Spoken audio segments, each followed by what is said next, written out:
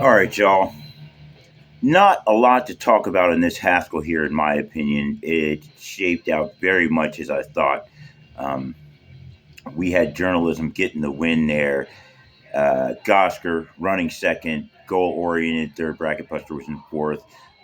They opened up almost exactly the way I thought. It was Kentucky Outlaw, the seven, who got the lead. It was the one and the eight behind him. Um, Bracket buster. He was a little bit closer than I thought he was going to be. Goal oriented, right up on the pace that we expected, not in the lead. Gosger right behind them, and Wild and Crazy Night. I thought he'd be a little bit more forwardly placed, but he wasn't. Um, you had National Law behind them, journalism back there, and Burnham Square. He was kind of out of it from the get go. He didn't get going early, and he was way behind in the beginning of this race. Um, Now, the thing I thought about uh, the strategy of this race, the pace, pretty much as I thought. The opening half was, as I called it, is 46-4. I thought they would do a 111-1 in that three quarter. Now, that three quarter is, in a lot of cases, more important than the opening half mile. Yeah, the opening half mile does set the pace, but the three quarter, how the race is going to be. They actually went a 110-3. They kept up the pace, and that is because, in my opinion, goal oriented and Gosger moved too soon. It was really goal oriented. Flavian Prat, um, he moved a bit too soon. He did what I thought journalism did in the mile and a quarter Belmont Stakes at Saratoga.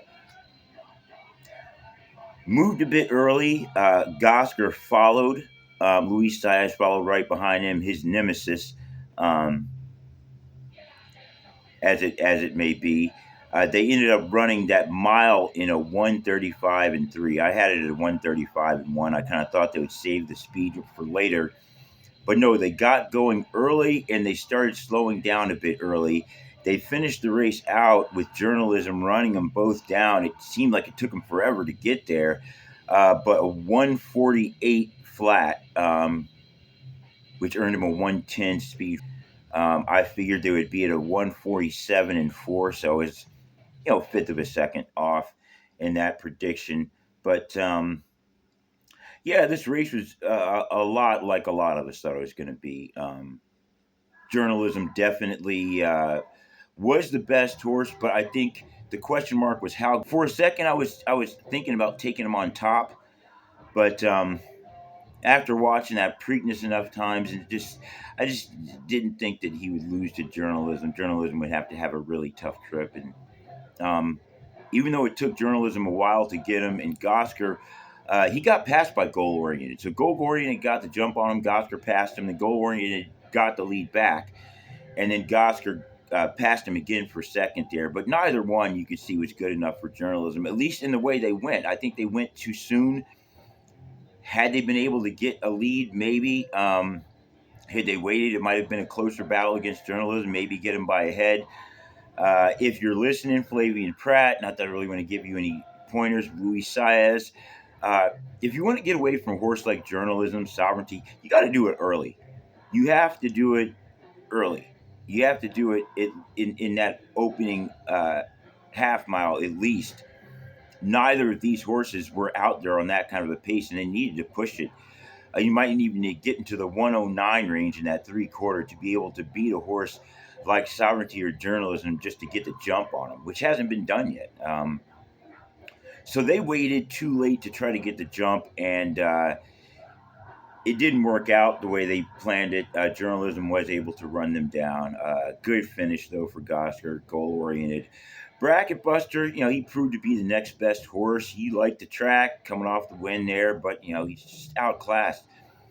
Fifth was Burnham Square. Like I said, off slow, didn't run well. Um, Speed figure wise, I ended up giving Burnham Square a 97 in this one. Bracket Buster, I gave him a 98.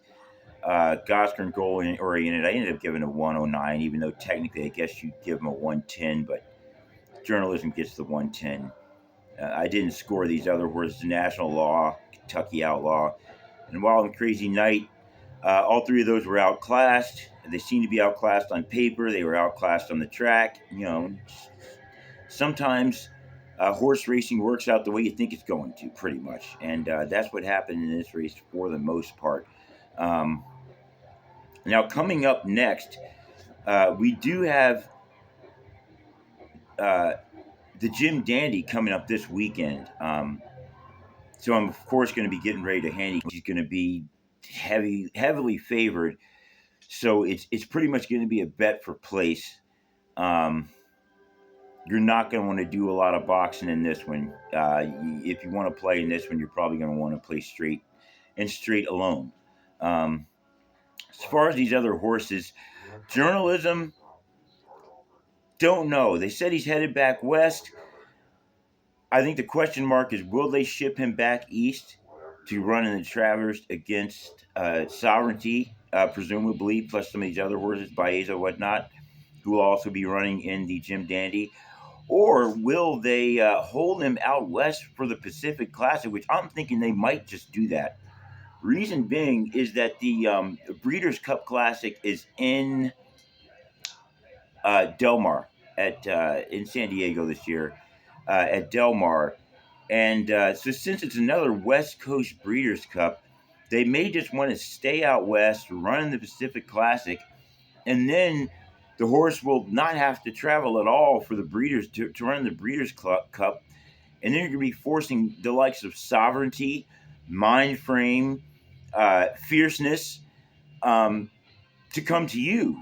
And I think journalism's best chance of beating all of those horses is going to be on a home track. So I think the owners and trainers may be thinking the same thing as well. But we'll stay tuned and see what they do, because as a fan, I want to see them running the Travers. I always want to see the best horses in the best races. Gosger, haven't heard much about what he's going to do next. He was definitely tough in the stretch. Like I said, he showed that a Fleet Alex Dornock type toughness, which journalism showed as well, to be able to fight through adversity and come back. Um, he just doesn't quite have the speed. I mean, he's a miler, in my opinion. Gosker's just truly a miler.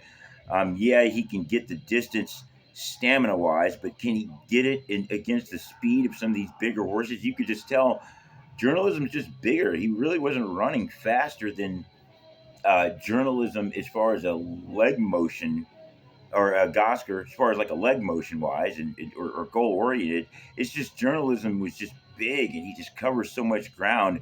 And Sovereignty even bigger than him. So Gosker's got to get those legs kicking like Seabiscuit to be able to keep up with a horse like that. Now, will he be able to develop into that kind of horse? I don't know. Maybe. But right now, he seems like he's more suited to an 8 furlong type of race. Uh, Same with goal oriented. Bob Baffert said they're sending him to the Travers, though. Baffert's going to have a horse out here. So what this tells me is that goal oriented is his best horse. He has a big stable full of name brand horses. I mean, all these horses, the Citizen Bulls and the Barnes and Rodriguez and the goal oriented, and who was the Cornucopia. We had all these Baffert horses that were all supposed to be the next world beater. And he's sending goal oriented to the Travers. So that tells you about Baffert's horses this year. And hey, it's can't blame him too much. He's coming back. A lot of adversity. He's got to work on a new cocktail. So it'll take him.